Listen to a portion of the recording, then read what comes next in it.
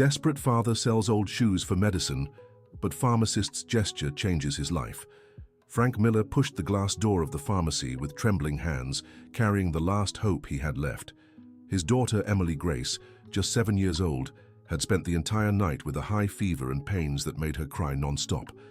The 45-year-old man, his graying hair disheveled from distress and clothes dusty from the construction sites where he worked, clutched a pair of brown leather shoes, worn by time, but still sturdy. He knew this was his only chance to get the antibiotic the girl urgently needed. "Good morning," said Frank, his voice choked, approaching the counter where a young pharmacist with glasses and an impeccable lab coat was organizing prescriptions. The pharmacist, named Dr. Michael Peterson, looked up from the papers and immediately noticed the desperation on the man's face. There was something familiar about that weary face, but he couldn't place it. "How can I help you?" Michael asked with genuine kindness. Frank took a deep breath, gathering courage for what he was about to do. Never in his life had he felt so humiliated, but his love for his daughter outweighed any pride. "Doctor, my daughter is very sick. She needs this medicine," he said, handing over a crumpled prescription. "But I don't have the money to pay." Michael took the prescription and quickly read it. The medication cost $150, an amount he knew was out of reach for many families in the neighborhood. "And these shoes?" Michael asked, noticing how Frank held them like a treasure. "They're all I have left of value, Doctor. My father made them with his own hands over 20 years ago." "I know they're not worth much, but—" Frank's voice faltered. "It's all I have to offer." Michael reached out to examine the shoes, and when he touched them, his heart raced. There was something about the leather, the stitching, the way they were made, that stirred a deep and painful memory. He turned the shoes over, searching for something he both feared and hoped to find. There it was, faintly engraved on the inner sole of the right shoe, nearly worn away, but still visible. RP, 1995. Michael's hands began to tremble. RP, Robert Peterson, his father. Where did you get these shoes?" Michael asked, his voice higher than usual. Frank noticed the sudden change in the pharmacist's demeanor and grew worried. Maybe the shoes were worthless after all. Maybe he'd been foolish to think they could help his daughter. "My father made them, Doctor. He was a shoemaker here in the neighborhood, worked his whole life in a small shop over on Maple Street. He passed away about 5 years ago, left these shoes to me." "Your father? What was his name?" Michael asked, feeling the world spin around him. "John Wilson. Everyone called him Old John from the shoe shop. Why do you ask, Doctor?" Michael had to steady himself against the counter. John Wilson. Of course he remembered him. His own father, Robert Peterson, also a shoemaker, had apprenticed in Old John's shop when he was young, before opening his own store across town. But there was more. A connection Michael was beginning to understand. His father had disappeared 15 years ago after a family argument about money and business. The last time he saw him, Robert had been heartbroken, saying he'd lost everything and didn't deserve the family he had. "Doctor, are you okay?" Frank asked, concerned by the pharmacist's sudden pallor. Dear listener, if you're enjoying the story, please take a moment to like and especially subscribe to the channel. It helps us a lot as we're just starting out. Now, continuing, I'm sorry, it's just... "These shoes brought back a very strong memory," Frank replied, still processing the discovery. "Tell me more about your daughter. What's wrong with her?" John sighed, relieved to return to what truly mattered. "Emily Grace has a severe infection, Doctor. It started as a simple cold but got worse very quickly. The doctor at the clinic said that without the antibiotic, it could turn into pneumonia." "And where is her mother?" Frank asked, still holding the shoes. John's face twisted in pain. "Melissa left me when she found out Emily Grace had health problems as a baby. She said she couldn't handle the medical bills anymore, the late nights at the hospital. It's been just me and Emmy for 2 years now." Frank felt a pang in his chest. He knew the pain of abandonment well, the feeling of having to face everything alone. He looked down at the shoes in his hands and made a decision that would change everything. "Mr. Wilson, these shoes hold a very special meaning for me too. I think we can make a different arrangement." "What do you mean, Doctor?" The medicine is yours, no charge, but I'd like to propose something. How about we talk more about our fathers? I have a feeling there's a story here we both need to know. John couldn't believe what he was hearing. For months he hadn't even been able to afford aspirin for himself, and now this young doctor was offering him medicine worth $150 for free. "Doctor, I can't accept this. There must be something I can do in return." "There is," Frank replied with a smile that held both sadness and hope. "You can help me understand why my father disappeared from our lives, and why these shoes he made ended up with your family." As Frank prepared the medicine, John told him that old John always spoke of a talented young apprentice who had worked with him decades ago, a boy named Bobby, who dreamed of studying pharmacy but had to work to support his family. "My father said this Bobby was like a son to him," John explained. "He taught him everything about leather and stitching, but always knew the boy was meant for greater things." Frank stopped counting the pills and stared at John. "Bobby. My father's name was Robert, but everyone called him Bobby when he was young." Then, the pieces began to fall into place. Frank rushed to the small office at the back of the pharmacy and returned with an old photo he kept in his wallet, a faded picture from a county fair in the neighborhood, taken over 20 years ago. "This man here next to your father is my father," Frank said, pointing at the photo. John took the picture carefully, his eyes filling with tears. There they were, two friends, John and Robert, arms around each other, smiling, much younger, in happier times. "My goodness, and so you're Bobby's boy," John exclaimed.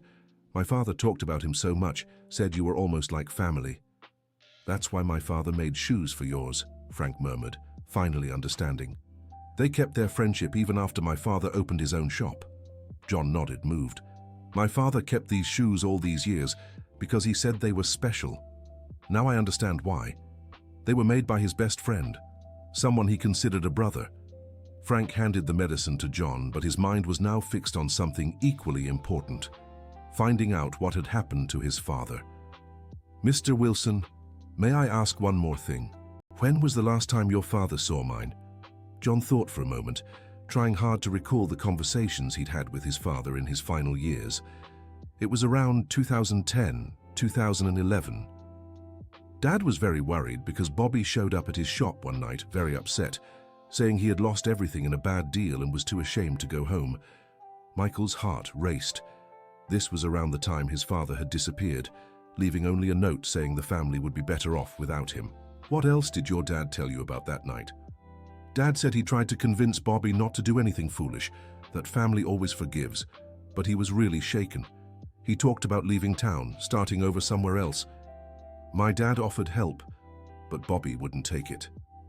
Michael felt his legs weaken. All these years, his family had wondered what had happened to Robert. His mother, Mrs. Margaret, still held on to hope that he might return one day. His younger siblings barely remembered their father. "Did your dad say anything else? Any clue where my father might have gone?" Frank shook his head sadly. Dad regretted it deeply afterward, said he should have pushed harder, called Bobby's family. But he respected his decision. He just kept the shoes as a way to keep his friend's memory alive. The two men fell silent for a moment, absorbing the weight of what they'd uncovered. A family connection lost in time, preserved through a pair of leather shoes. "Dr. Michael," said Frank, using the name he'd read on the Pharmacist'S badge, "do you think there's still a chance of finding your father?" Michael looked at the shoes he still held in his hands. They were sturdy, well made, with the care and dedication his father put into everything he did. If they had survived all these years, maybe there was hope for other things too. "I don't know, Mr. Frank, but now that I've found this lead, I have to try. My mother deserves the truth and my siblings have the right to know their father." Frank nodded understandingly. "If you need help, Doctor, you can count on me. It's the least I can do after what you did for my daughter." "Actually, there is something you can do," Michael said, an idea forming in his mind. "Could you tell me everything you remember about our father's friendship? Any detail might be important." Frank agreed right away, but first he had to rush home and give the medicine to Emily Grace. They arranged to meet the next day when the pharmacy was closed for a longer talk. When Frank left the pharmacy, carrying the precious medication, Michael was left alone with the shoes and his memories. He picked up the phone and called his mother. "Mom, "It's Michael. I need to tell you something. I think I found a clue about Dad." On the other end of the line, Mrs. Margaret nearly dropped the phone. She had waited 15 years for this call. That night, Frank gave Emily Grace her first dose of the antibiotic. The girl, weak and feverish, smiled when she saw her father return with the medicine she so desperately needed. "Dad did it, sweetheart," Frank said, stroking his daughter's dark hair. "Dad always finds a way to take care of you." "What about Grandpa John's shoes?" Emily Grace asked weakly. Frank glanced at his daughter's feet, clad in worn-out sneakers that wouldn't last another week. His own feet were bare since he'd given the shoes to Michael. "The shoes are helping someone else now, honey. Grandpa would be happy to know that." "Dad, when I'm better, can we visit the doctor who helped us?" "Of course we can, sweetheart. In fact, I think we're going to become great friends with him." As Emily Grace drifted off to sleep, finally resting without pain, Frank reflected on the extraordinary events of the day. He had left home that morning carrying nothing but despair and a pair of old shoes. He returned with hope, medicine for his daughter, and a discovery that connected his family to that of a stranger who had become a guardian angel. At Michael's house across town, a family gathering was taking place. Mrs. Margaret, a 68-year-old woman with white hair and eyes still bright with hope, held the photo her son had brought. "My God, it really is your father," she murmured, running her fingers over the faded image. "He looked so happy in this picture." Michael's siblings, David and Sarah, now adults with families of their own, studied the photo with curiosity and emotion. David, the youngest, was only 12 when their father disappeared. "Michael, do you really think you can find him?" asked Sarah, the middle child, now a mother of 2. "I don't know, but I have to try. This is the first real lead we've had in all these years." Mrs. Margaret stood up and went to the bedroom closet, returning with a shoebox full of memories. Photos, letters, old shoe shop tools she had kept religiously. "Maybe there's something here that can help," she said, emptying the box's contents onto the table. Among the items, Michael found a small notebook where his father had written down supplier and client addresses. On the last pages, there were scribbles and numbers that looked like financial calculations, and there, in shaky handwriting very different from Robert's usual script, was written, "Look for George Hamilton, Denver, last chance." "Who's George Hamilton?" asked David. Mrs. Margaret thought for a moment, searching her memories. "He was your father's cousin, lived in Colorado. They corresponded occasionally, but I never met him in person." Michael felt his heart race. Finally, a concrete clue about where his father might have gone. The next day, as agreed, Frank returned to the pharmacy after hours. Emily Grace was already much better. Her fever had gone down and she'd managed to eat breakfast normally. Michael greeted him anxiously, having spent the whole night searching online for George Hamilton Peterson in Denver, where he'd found a few possibilities. "How's Emily Grace?" then were Michael's first words. "Much better, Doctor. I don't know how to thank you. You already have. You gave me the first real hope of finding my father in 15 years.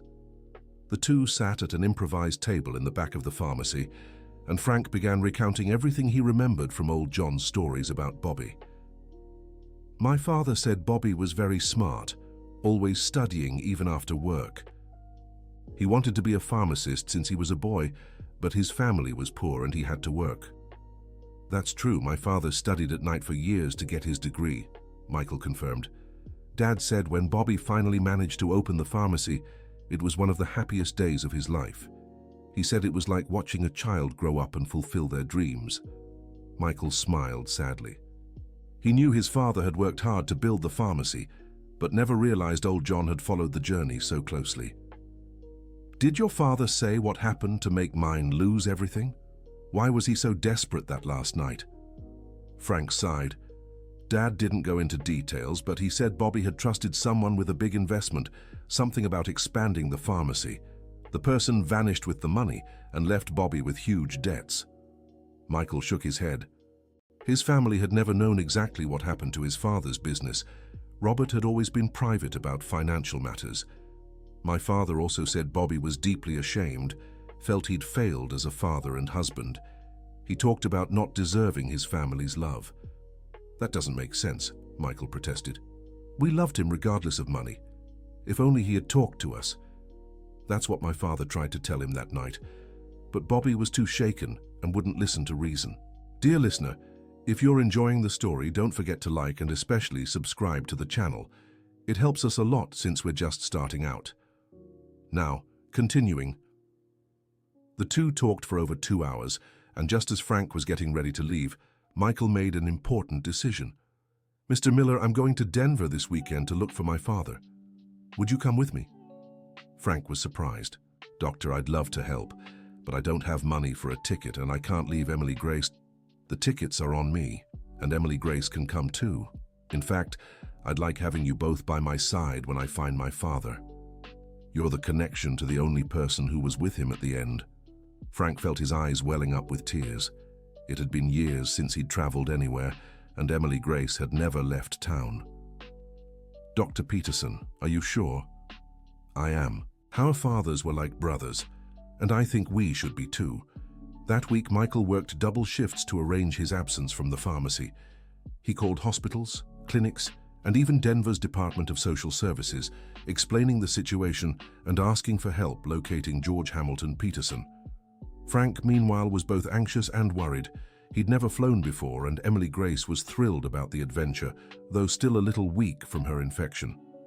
Daddy, do you think we'll find Dr. Peterson's father? The little girl asked on Thursday while Frank helped her pick out the best clothes for the trip. I don't know, sweetheart, but we'll try. Sometimes people get lost, but there's always a chance to find them again. On Friday, the day before the trip, Michael got a call that changed everything. It was from a social worker in Denver. Dr. Peterson, this is Jennifer from the Department of Social Services. I've located George Hamilton Peterson. He's 72 and lives in a nursing home here in the city. Michael's heart raced. Is he okay? His health is fragile, but he's alert. I told him about your call, and he was very emotional. He said he's been waiting for years to hear from his cousin Robert's family. And my father? Does he know anything about my father? There was a pause on the other end. Dr. Peterson, I think it's best you speak with your Uncle George in person. He has a lot to tell you. Michael hung up with trembling hands. The next day he would finally learn the truth about what had happened to his father. The trip to Denver was a unique experience for everyone. Emily Grace was enchanted by the plane, pressing her little face against the window the whole flight. Frank, despite his nerves, was grateful to stand by Michael during such an important moment. Dr. Peterson, aren't you afraid of what you might find out? Frank asked during the flight.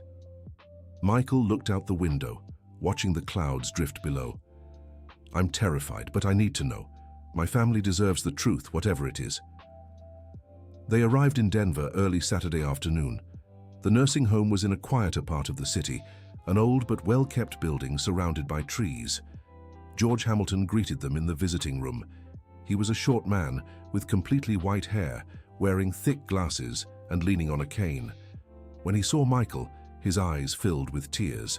Good Lord, you look just like Bobby when he was young, the old man said, reaching out with trembling hands to touch Michael's face. Uncle George, where's my father? The old man took a deep breath and asked everyone to sit.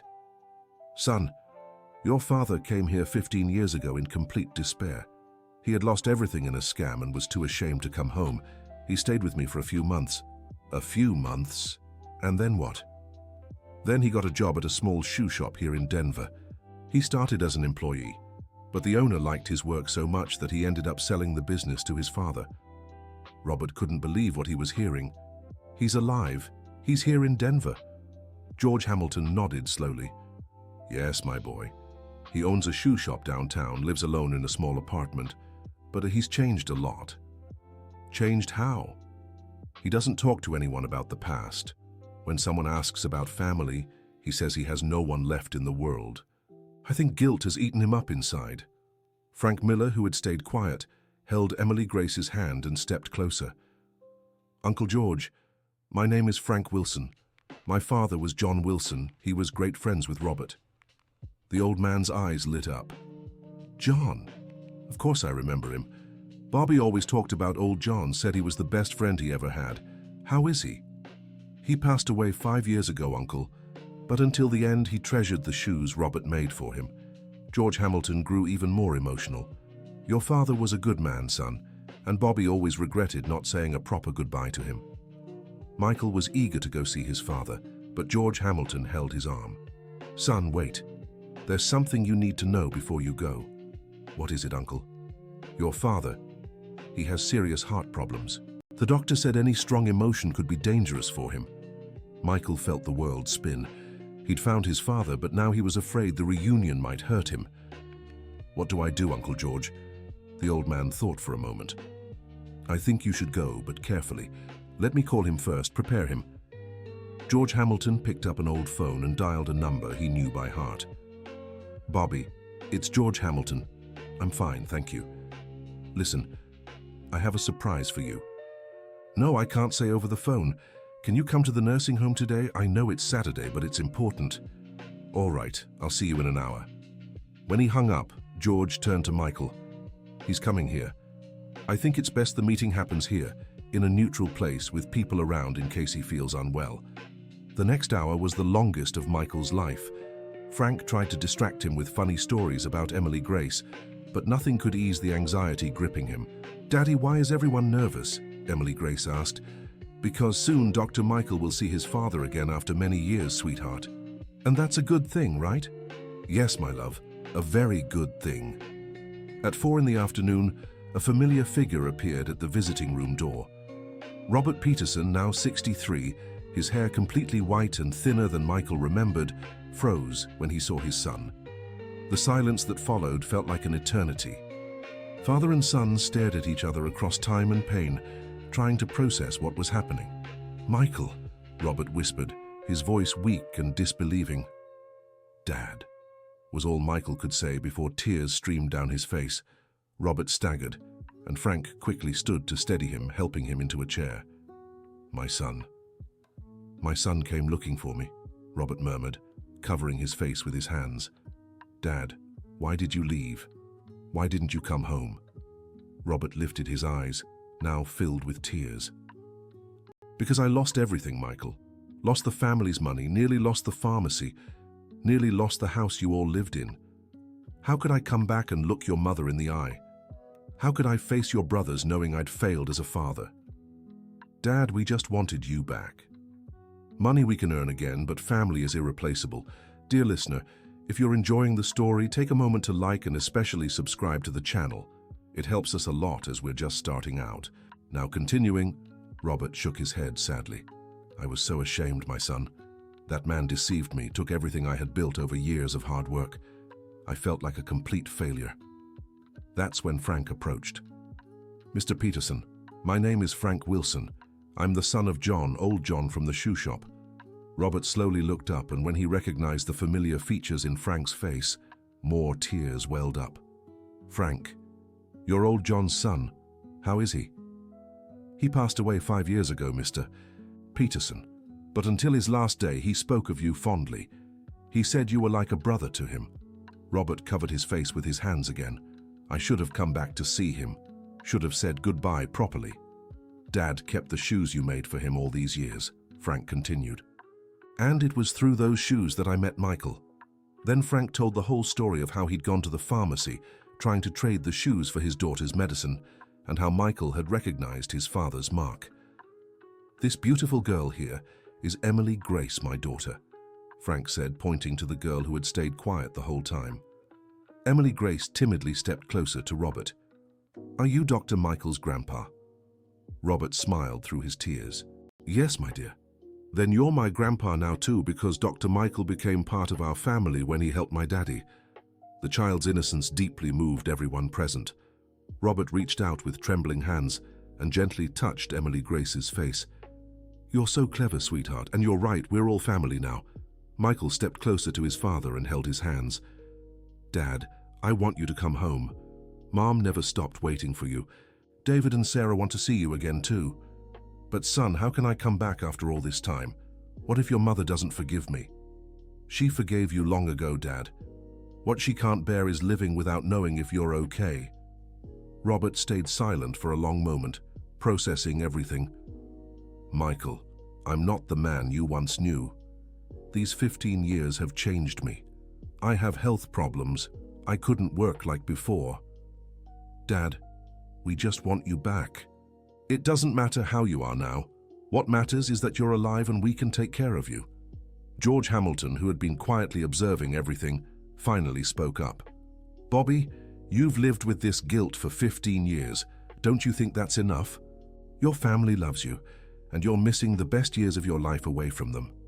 Robert looked around the room, seeing Michael, Frank, Emily Grace, and George Hamilton, a strange family brought together by fate and the shoes he'd made decades ago. All right, he said finally, I'll come back, but not today. I need time to prepare to sort out my life here. Michael wanted to protest, but Frank placed a hand on his shoulder. Your father's right, Michael. 15 years is a long time. It's natural he needs to prepare.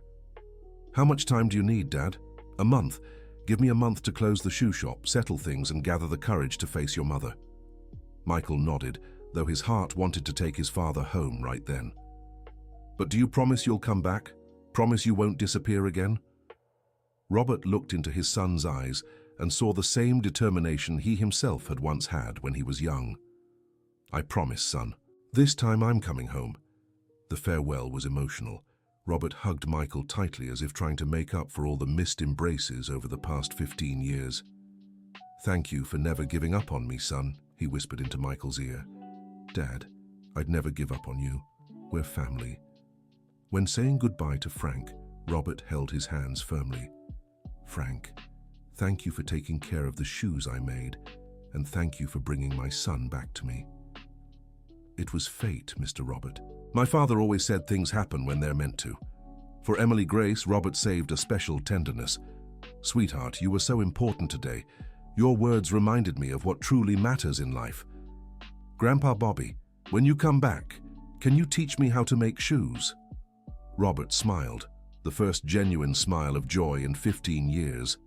Of course I can, my dear granddaughter. The trip back was nothing like the one there. Michael was radiant, but also anxious about the month-long wait. Frank watched his friend and understood exactly what he was feeling. Michael, your father will come back. He's a man of his word, just like my father always said. I know, Frank, but after so long, waiting is hard. Emily Grace, exhausted by the day's emotions, had fallen asleep in Frank's arms. Dr. Michael, can I ask you something? Frank whispered, careful not to wake her. Of course. What happens now? I mean, between us. After your father comes back and everything settles, Michael looked at Frank and Emily Grace and realized they had become far more than strangers brought together by chance. Frank, our fathers were like brothers. I think we should be too. How about I offer you a job at the pharmacy? Frank's eyes widened. Doctor, I don't have an education. I don't know anything about medicine. But you know honesty, hard work, and putting family above all else. That matters more than any degree. But I'm a construction worker.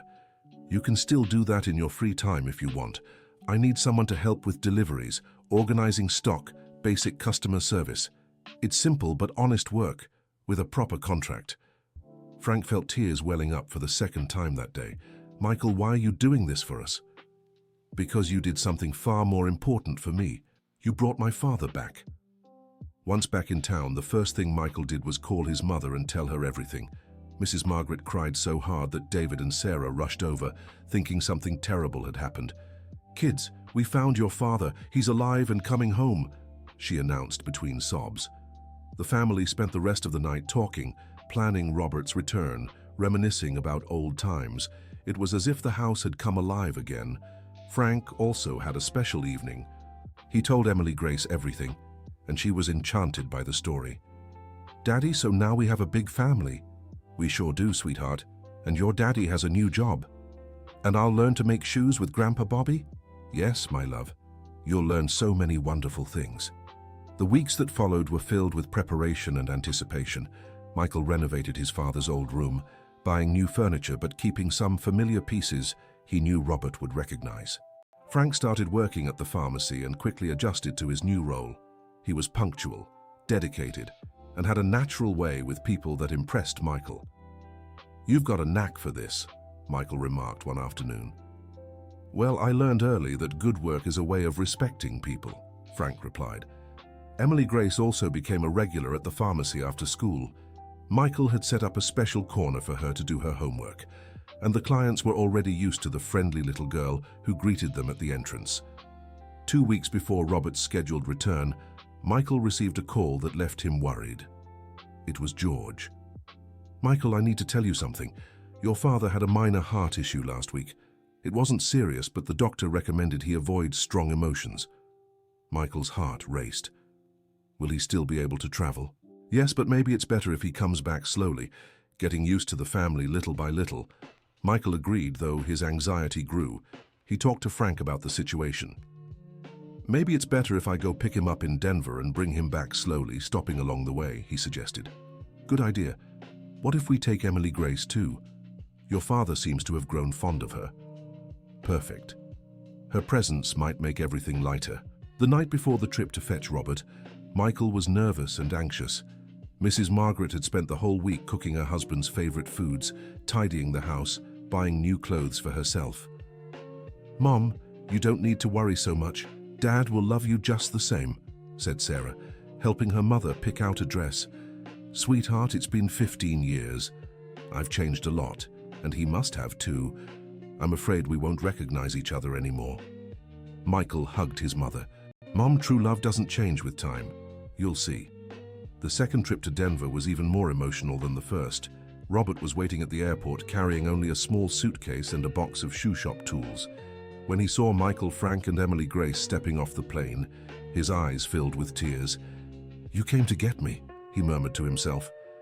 Emily Grace ran and threw herself into his arms. "Grandpa Bobby, I came to bring you to meet my new family." Robert lifted her into his arms, and Michael was amazed at how strong his father still was. "How's my precious granddaughter?" "I'm great. Daddy's working at Michael's pharmacy now, and I go there after school every day." "That's wonderful, sweetheart. Are you excited to meet your new grandma?" "So excited. Michael showed me pictures of her. She's so pretty." The return trip was made by car so Robert could gradually adjust to the idea of the reunion. They stopped in a few towns along the way, and Michael was surprised to see how naturally his father interacted with strangers, especially children. "Dad, you don't seem like someone who's lived in isolation," he remarked during a stop. "It's just that after finding you, it feels like I've become myself again," Robert replied. "These 15 years were like a bad dream, and now I've woken up." At the last stop before reaching town, Robert asked to make a call. It was to Mrs. Margaret. "Margaret? It's Bobby," he said, his voice trembling. On the other end, there was complete silence for a few seconds. "Bobby, you're really coming back?" "I am, my love, and I'm sorry it took me so long. I forgave you 15 years ago, Bobby. I just want you home again. Margaret, I love you. I never stopped loving you." "I love you too, my husband. I always will." When Robert hung up, Michael noticed his father seemed calmer, as if a great weight had lifted from his shoulders. "There, now I can truly come home," Robert said. The arrival home was a moment that would be forever etched in everyone's memory. Mrs. Margaret stood at the door, nervous and emotional, wearing the blue dress Robert always said was her prettiest. When the car stopped in front of the house, she slowly descended the steps as if in a dream. Robert stepped out of the car, and the two stood still, gazing at each other across the years and the longing. "You're more beautiful than ever," Robert said. "And you've gotten thinner. Haven't you been eating properly?" replied Margaret, slipping into doting wife mode. They embraced right there on the sidewalk, and it was as if their 15 years apart had never happened. David and Sarah arrived shortly after with their families, and the house that had felt incomplete for so long was finally a home again. The children, grandkids Robert had only known through photos, quickly grew fond of the grandfather who had returned full of stories and handmade gifts. "Grandpa, tell me a story from when you were young," asked little Dave, David's son. "Ah, son, I used to work at a shoe shop with a very kind man named John Wilson. That's where I learned that work done with love is never wasted." Emily Grace, who had been naturally welcomed into the family, stepped closer. "Grandpa Bobby, tell them how Grandpa John's shoes helped bring our family back together." And so Robert began to tell the story that was already becoming legend in their family. The tale of how an old pair of shoes had united two families and healed wounds that once seemed impossible to mend. Frank Miller watched from a corner of the room, still hardly believing how his life had completely changed. From a desperate construction worker trying to trade shoes for medicine, he had become part of a big, loving family. "Frank, come here," called Mrs. Margaret. "I want to properly introduce you to my other children." "This is the man who found our father," said Dr. Michael Peterson, placing a hand on Frank's shoulder, "and who's now part of our family too." In the weeks that followed, their lives settled into a new rhythm.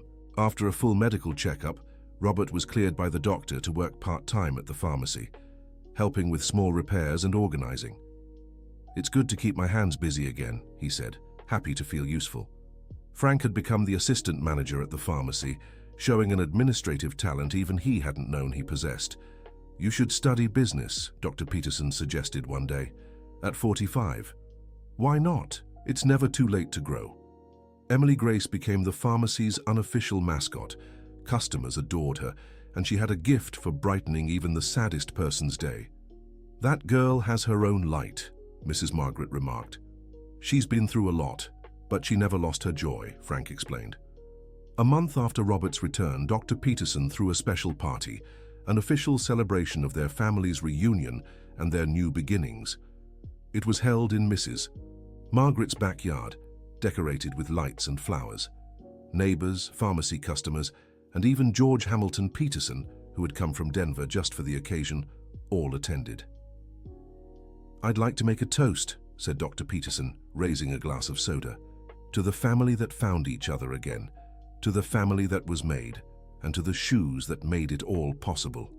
Everyone laughed and raised their glasses, but Robert asked to speak. "My children, for 15 years I lived with shame and guilt. I thought you'd be better off without me. Now I see how wrong I was. Family isn't about being perfect. It's about sticking together through good and bad." He looked at Frank and Emily Grace. "And I've learned that family isn't just about blood.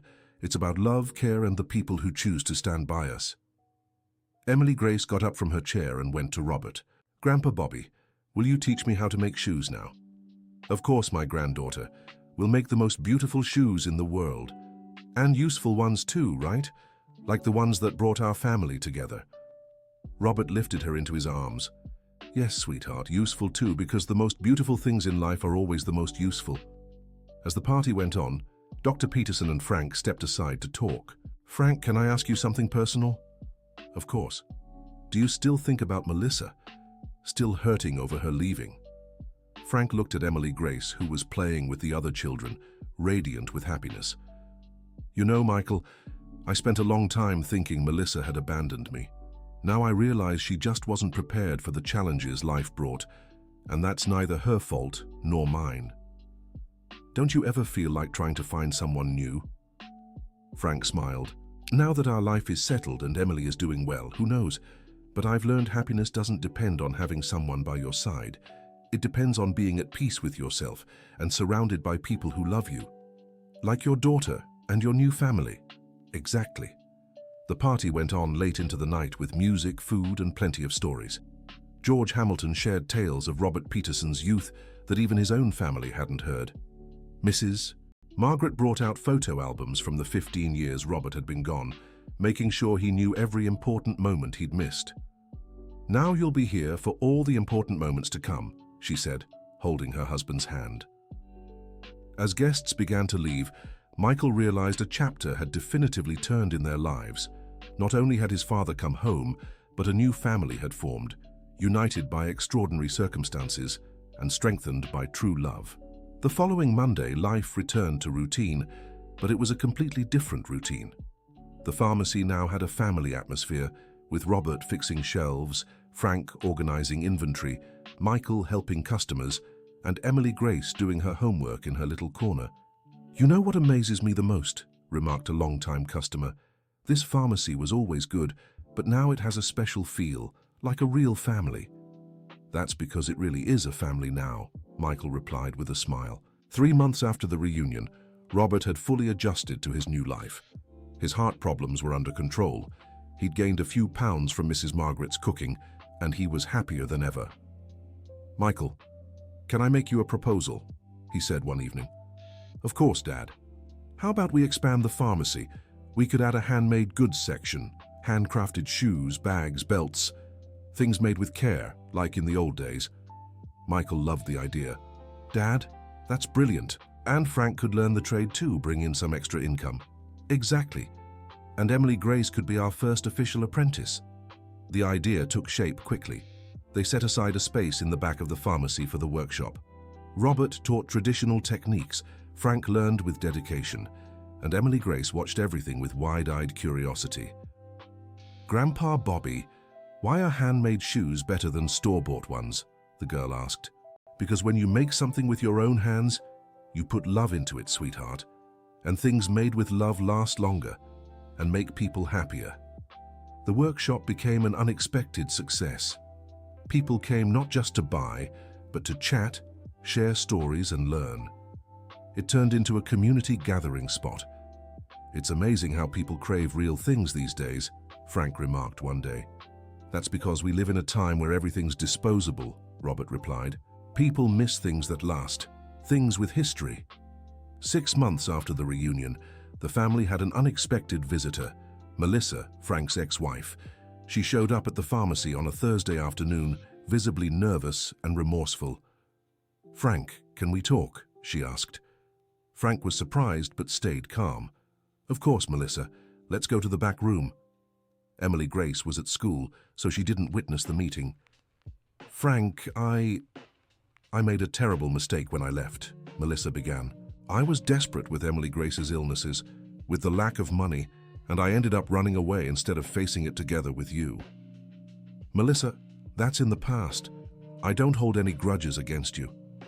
But I want to come back, Frank. I want to try again, to be a family once more." Frank took a deep breath. This was a conversation he knew he'd have to have someday. "Melissa, a lot has changed. Emily Grace has grown up, adapted to a new life. I've changed too. I found a family that took us in, a job that gives me dignity. But I'm her mother. Yes, and you always will be.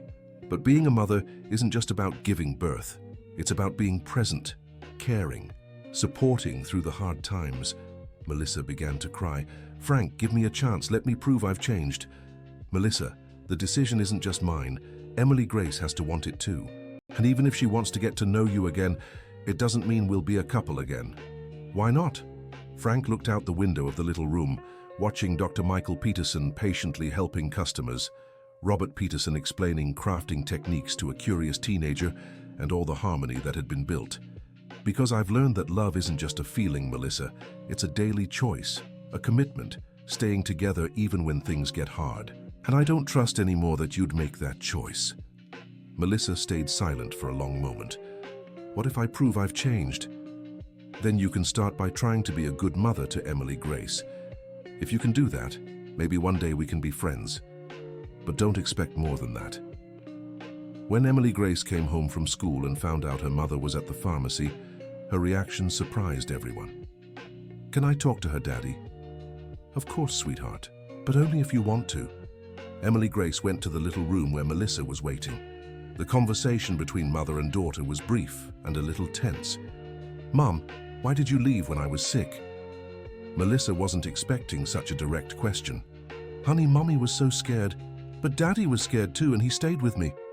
"That's true, sweetheart. Mommy was wrong."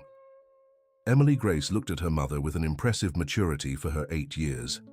"Mom, now I have a big family who loves me. I have Daddy, Uncle Michael, Grandpa Bobby, Grandma Margaret, Uncle David, Aunt Sarah. If you want to be part of this family too, you can. But you can't leave again when things get hard."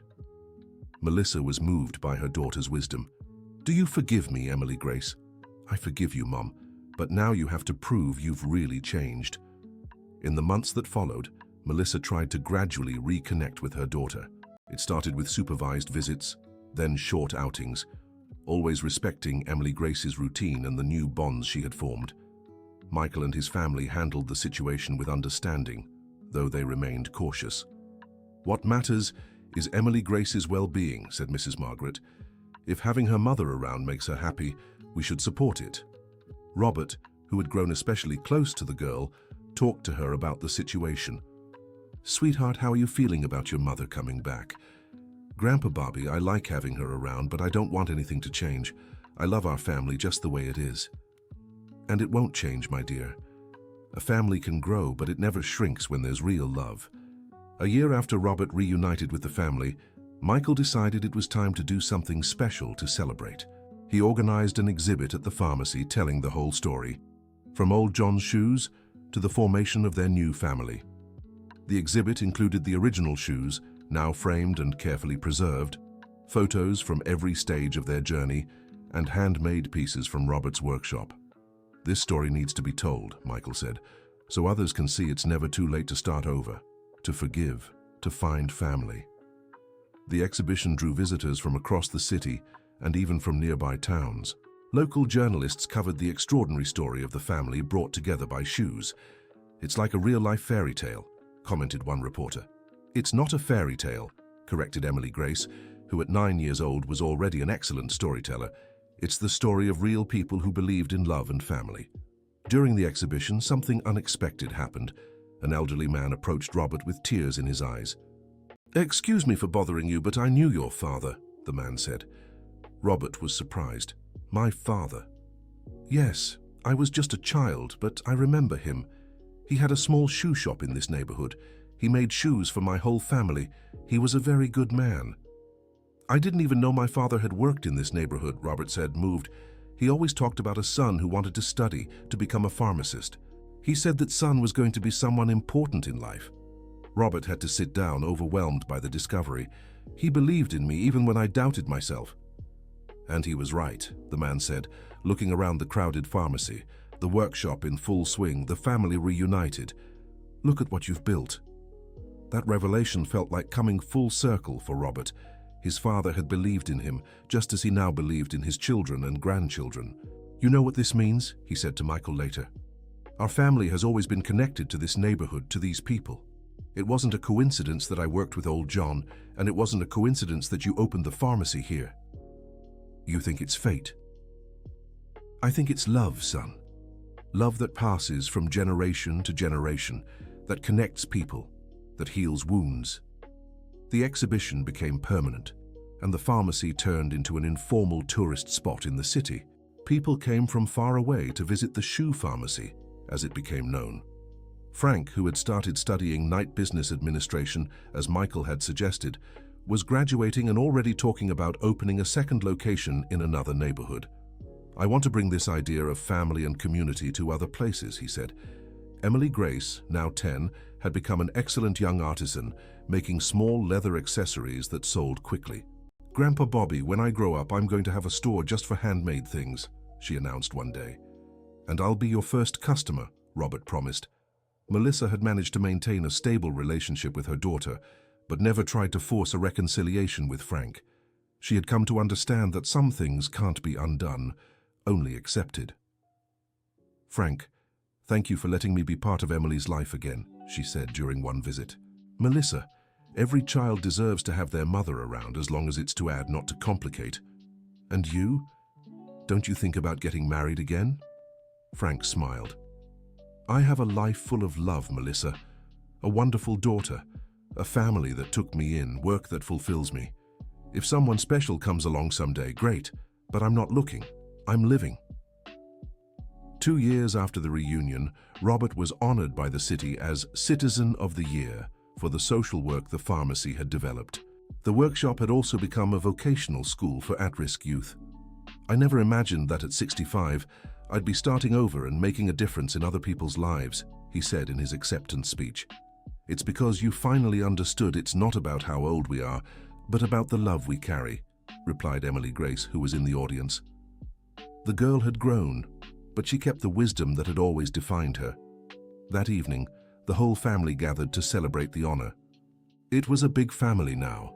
Robert and Margaret, Michael, David and Sarah with their spouses and children, Frank and Emily Grace, and even Melissa, who had become a constant and welcome presence.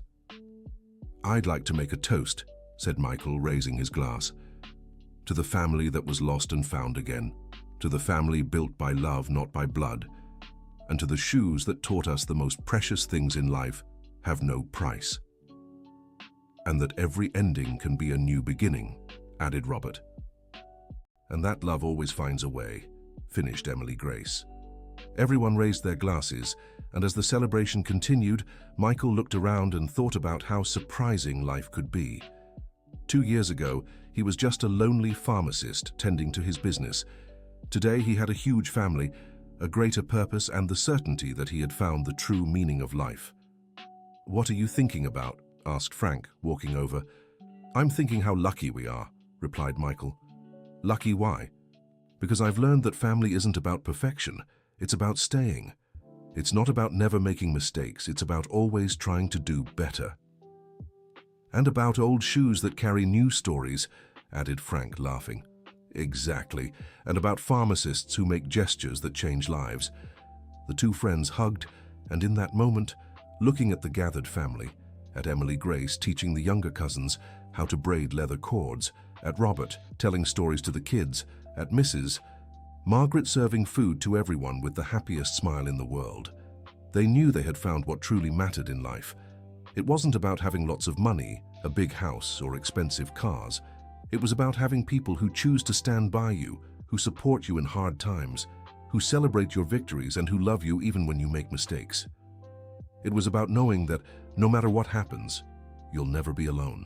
And all of it had started with a pair of old shoes and an act of kindness in a pharmacy. As old John always said, and as Robert now taught his grandchildren, the most important things in life can't be bought. They can only be built with time, patience, and lots of love. End of story. Now tell us what you thought of this story of perseverance and family. Do you believe simple gestures can truly change lives? Leave your comment with your honest thoughts about this emotional journey of Frank and Michael. If you have a similar story, share it with us. Don't forget to like and, most importantly, subscribe to the channel so you don't miss other heartwarming stories.